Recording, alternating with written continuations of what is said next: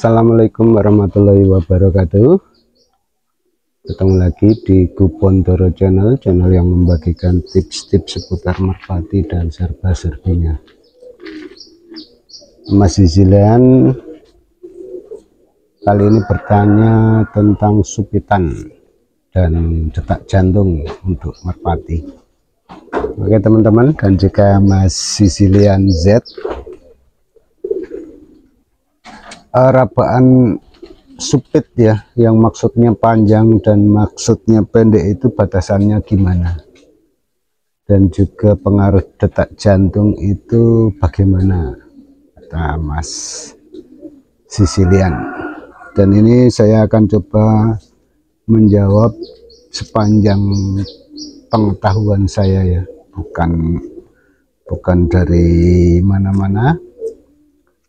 Itu juga dari hasil pengamatan saya, hasil dari diskusi saya, dan saya menyimpulkan berdasarkan burung yang saya ketahui dan saya punyai.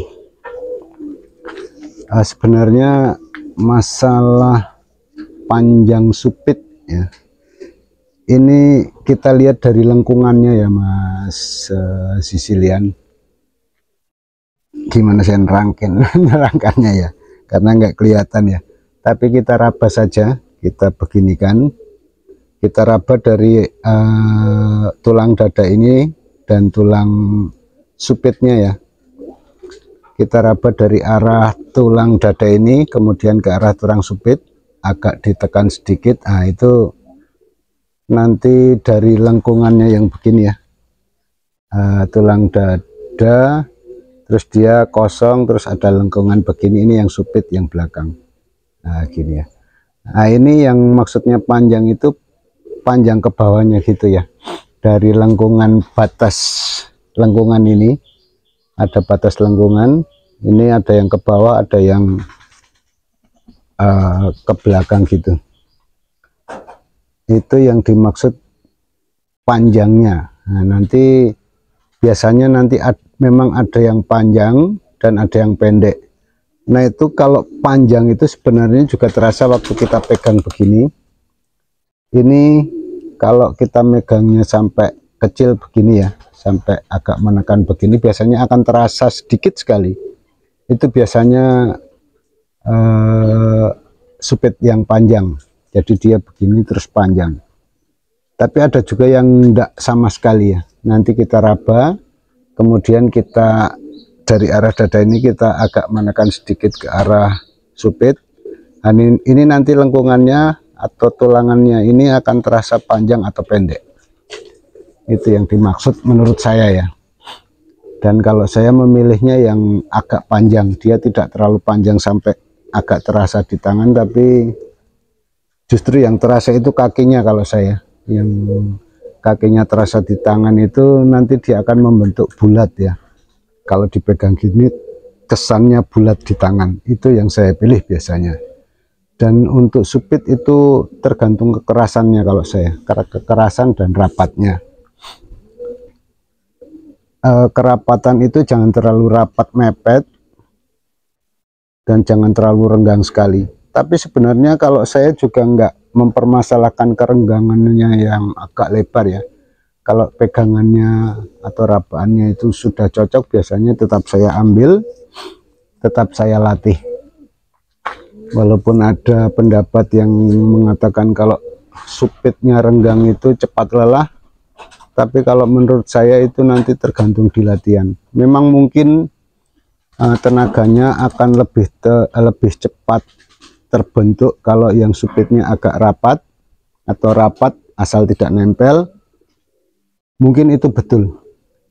Tapi nanti setelah latihan intensif itu kayaknya juga akan bisa menyusul yang supit rapat ya, artinya tenaganya juga akan terbentuk. Yang penting di latihan. Terus kalau masalah detak jantung ini Mas Zilian dan juga teman-teman, biasanya yang saya dari merpati yang saya punya, kalau detak jantungnya cepat itu rata-rata kencang. dan juga rata-rata emosinya bagus. Waktu giring itu dia ngeket sekali, sampai botak ya kadang-kadang ininya, betinanya itu. Saya ada dua, yang satu blorok hitam, yang satu ini kalau terlalu sering diumbar kalau pas giring itu biasanya cewekannya nanti di belakang sini botak, karena dia matuknya emosinya bagus sekali. Kalau saya anggap itu emosinya bagus sekali. Itu giringannya cepat sekali keket dan giringannya bagus sekali. Itu yang pertama kelebihannya. Kemudian yang kedua, rata-rata burung itu kencang kalau detak jantungnya cepat sekali ya. Dan yang lebih agak, burungnya hampir nabrak. Yang agak istimewa lagi, kalau menurut saya ini, dia kalau detak jantungnya kencang sekali itu nanti saat dia dekat cewekan, misalnya kita lepas ya, tinggi sekali, atau taruhlah sedang dulu ya untuk menggampangkan penggambaran, dia bedeng kemudian jarak 3, 4 sampai 5 meter itu dia kayak mempercepat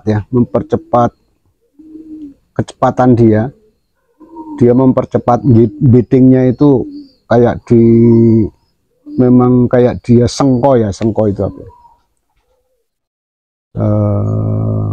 Mungkin sepadan dengan dipaksakan untuk cepat sampai di cewekan. Itu biasanya kalau detak jantungnya kencang, kayak nembak gitu ya, kayak nembak gitu, gitu. Itu biasanya kalau yang detak jantungnya cepat sekali.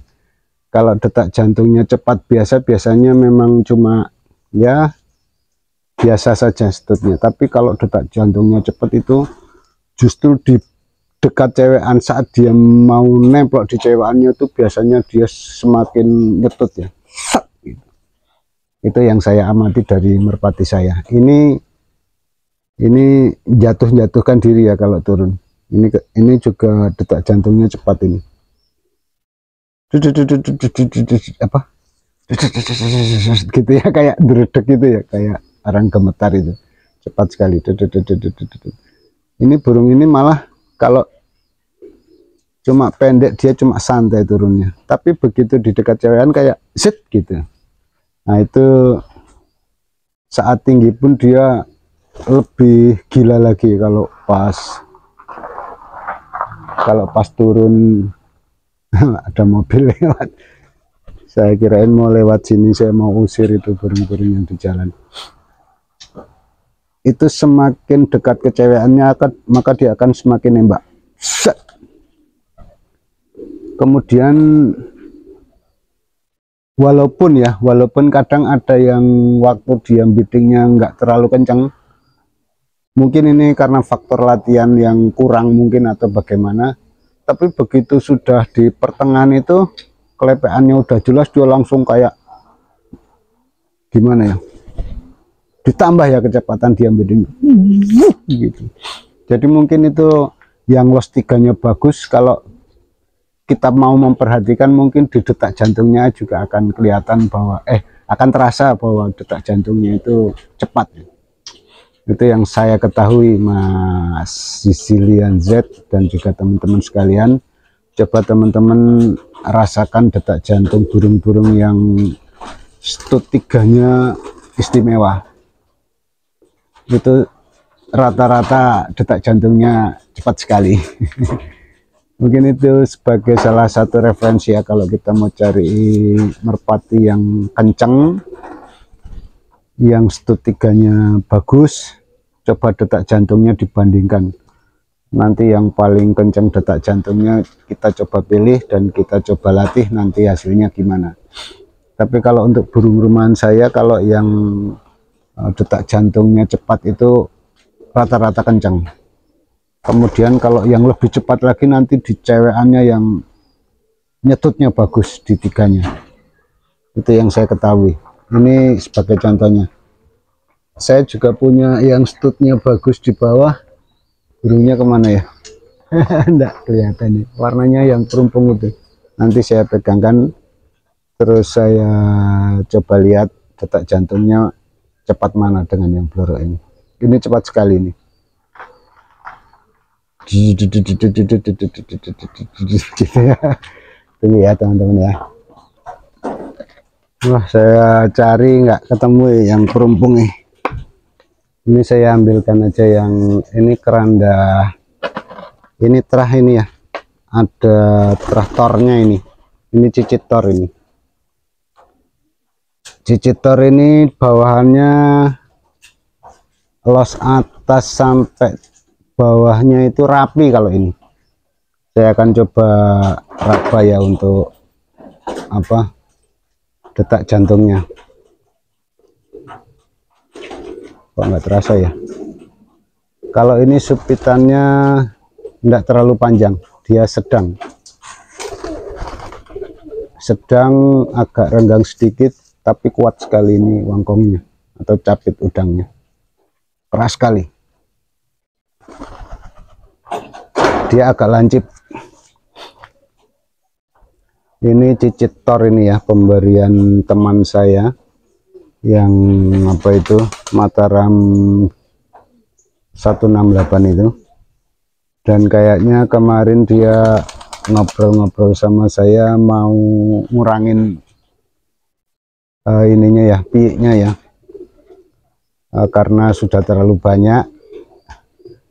Dia kayaknya nggak sanggup melatih karena banyak sekali, mungkin akan ditawarkan ke teman-teman. Nanti coba saya akan cari tahu kalau berapa rupiah harganya. Nanti saya coba kontenkan, kemudian nanti teman-teman bisa hubungi saya atau hubungi langsung sama dia, tanya harganya. Tapi patokan harganya akan saya tanyakan ya. Siapa tahu teman-teman ada yang berminat untuk nyoba-nyoba terah tor ya. Dia silangan, pokoknya dia cicit tor, silangan ada mayo, ada grindasi banyak kalau tidak salah. Terus ada panglimanya apa ya, nanti saya tanyakan lagi karena saya udah lupa. Ini detak jantungnya kalah cepat ya, kalah cepat sama blorok saya.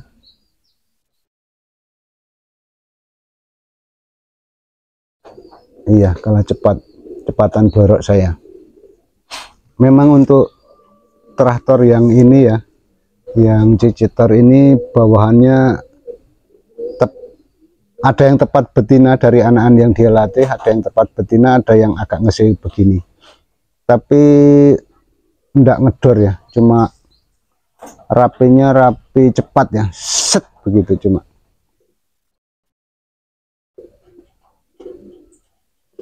Iya, kalah cepat sama blorok saya. Iya, betul. Ini bawaannya rapi, tapi dari atasnya lumayan kencang sekali. Bagus ya dari atasnya. Dia losnya modelnya model-model panjang kalau ini sama yang kakak-kakaknya. Nah, nanti adik ini kayaknya mulai ini ke bawah, apa di bawahnya ini ke bawah yang mau dikurangin untuk apa ya istilahnya ya,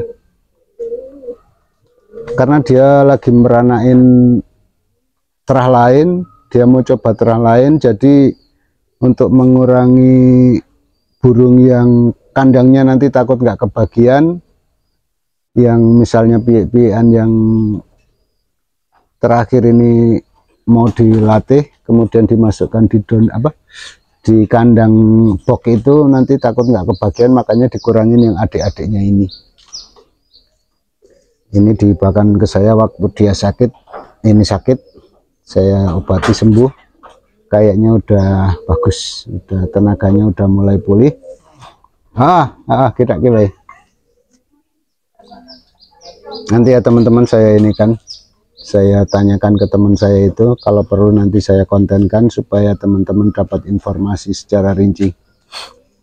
Itu ya, sama Sicilian dan juga teman-teman sekalian, coba dites ya, kalau betul atau tidak. Kalau yang detak jantungnya lebih kencang, nanti stud bawahnya yang ke arah cewekan itu lebih cepat daripada yang kurang kencang detak jantungnya. Itu sudah saya coba. Untuk blorok saya itu jelas dia kadang sampai menjatuhkan diri, sampai cacat 2 kali itu waktu saya klepek, waktu dia sudah tinggi. Kalau yang ini saya lihatnya, yang terakhir ini ya, lihatnya di kolong itu dia kalau semakin tinggi shootnya semakin bagus, tapi rapi gitu. Kayaknya lebih cepat kalau blorok saya, kalau untuk bawahannya. Mungkin kalau dari atasannya menang ini ya, karena dia begitu set gitu langsung. Kalau blorok saya satunya mungkin agak kurang, tapi 2-3-nya lebih gitu ya, dan tanpa goyang. Kalau itu, ini juga tanpa goyang setahu saya. Oke, semoga ini bisa memberi gambaran kepada Mas Sicilian dan juga teman-teman sekalian saat memilih burung. Coba cari yang detak jantungnya lebih cepat dari rata-rata, kemudian supitnya yang keras, agak rapat, jangan terlalu rapat, pokoknya ada antara, jangan sampai dia rapat sekali. Kalau dia dekat sekali, coba cari yang agak lentur. Kalau yang renggang, cari yang keras. Itu aja patokannya kalau saya. Semoga ini bermanfaat. Akhir kata, wassalamualaikum warahmatullahi wabarakatuh.